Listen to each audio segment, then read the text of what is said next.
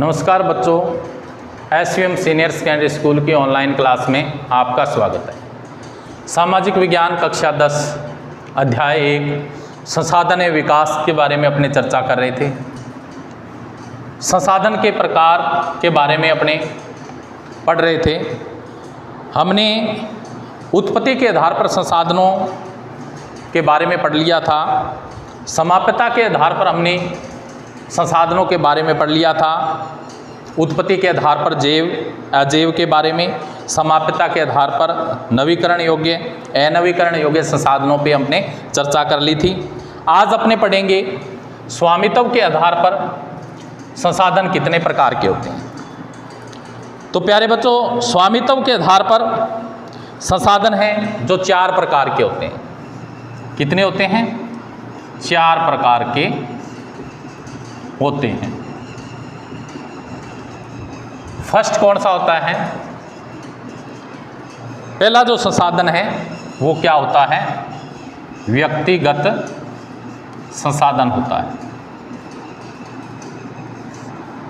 व्यक्तिगत संसाधन यानी जो संसाधन होते हैं वो निजी व्यक्तियों के स्वामित्व में होते हैं। उन संसाधनों पे अधिकार किसका होता है? निजी व्यक्तियों का होता है। बहुत से किसानों के पास सरकार द्वारा आवंटित भूमि होती है जिसके बदले में वे सरकार को लगान चुकाते हैं। गांव में बहुत से लोग भूमि के स्वामी भी होते हैं, बहुत से लोग भूमिहीन होते हैं। शहरों में लोग भूखंड, घरों व अन्य जायदाद के मालिक होते हैं।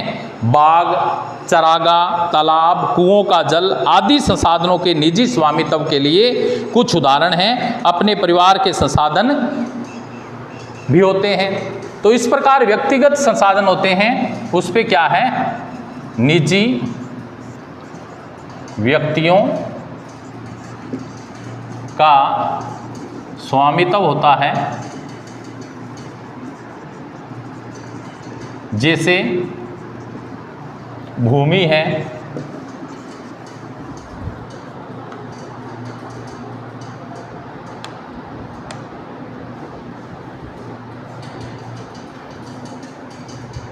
भूखंड है, घर है, जायदाद है, बाग, चारागाह, तालाब, ठीक है, ये इसके उदाहरण होते हैं। यानी व्यक्तिगत संसाधन क्या होते हैं? जिन पर निजी व्यक्तियों का स्वामित्व होता है, जैसे भूमि है, भूखंड है, घर, जायदाद, बाग, चारागाह, तालाब इत्यादि।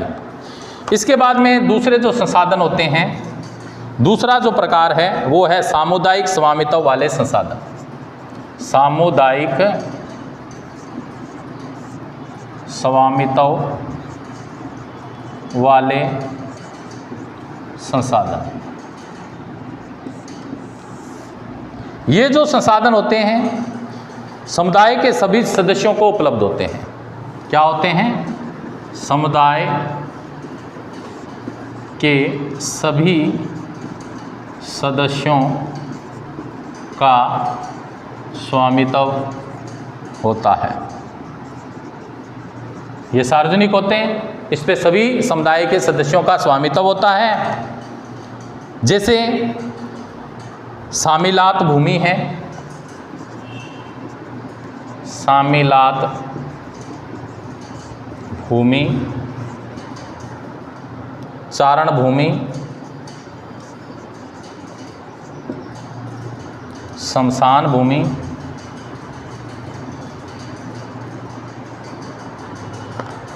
तालाब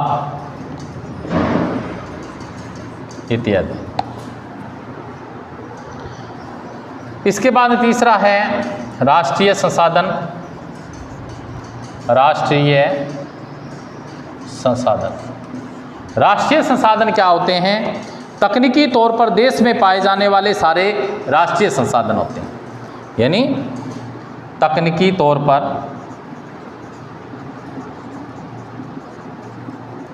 देश में पाए जाने वाले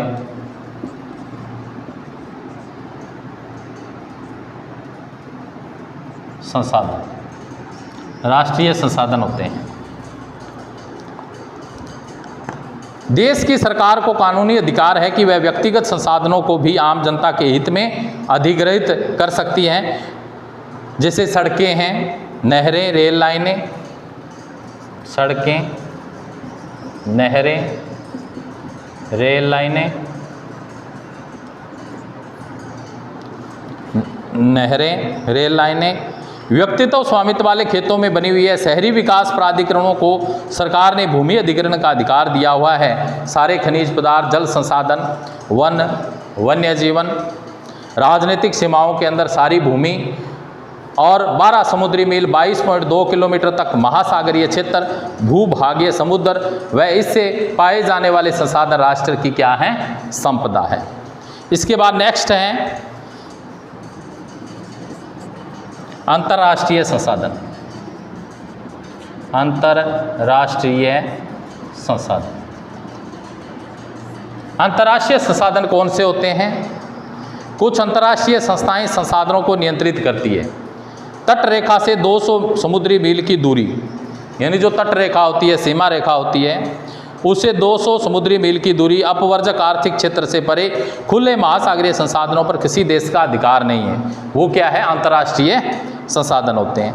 इन संसाधनों को अंतर्राष्ट्रीय संस्थाओं की सहमति के बिना हम काम में नहीं ले सकते, उपयोग में नहीं ले सकते। तो प्यारे बच्चों, स्वामित्व के आधार पर 4 प्रकार के संसाधनों के बारे में पढ़ा: व्यक्तिगत, सामुदायिक, राष्ट्रीय और अंतर्राष्ट्रीय संसाधन। इसके बाद में अपने चर्चा करते हैं विकास के स्तर के आधार पर संसाधनों की चर्चा करेंगे कि विकास के स्तर के आधार पर संसाधन हैं जो कितने प्रकार के होते हैं। नेक्स्ट अपना टॉपिक है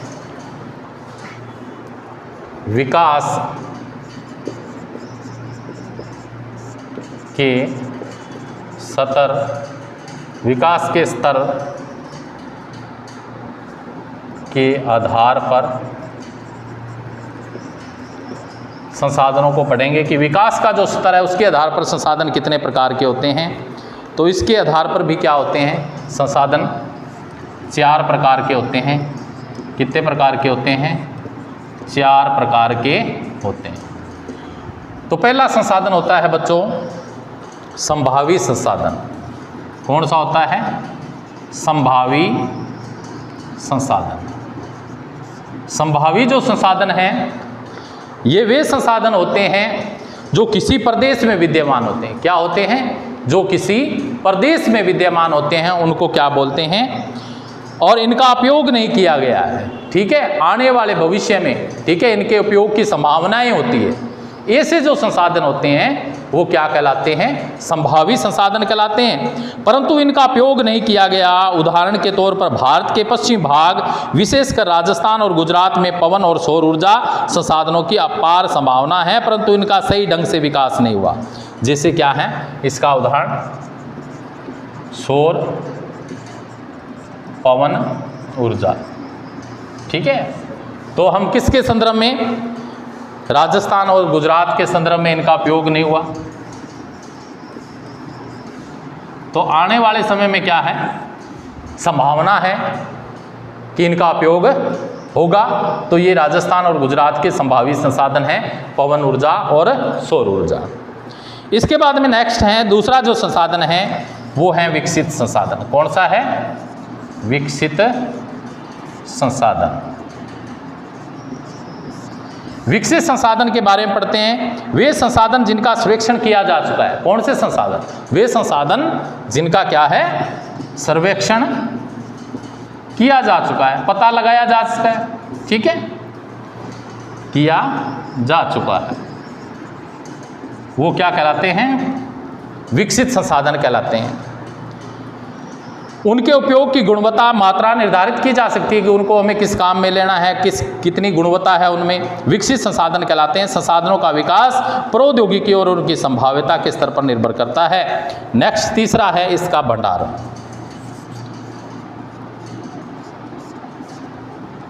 पर्यावरण में उपलब्ध वे पदार्थ जो मानव की आवश्यकताओं की पूर्ति कर सकते हैं वो क्या होते हैं? भंडार कहलाते हैं।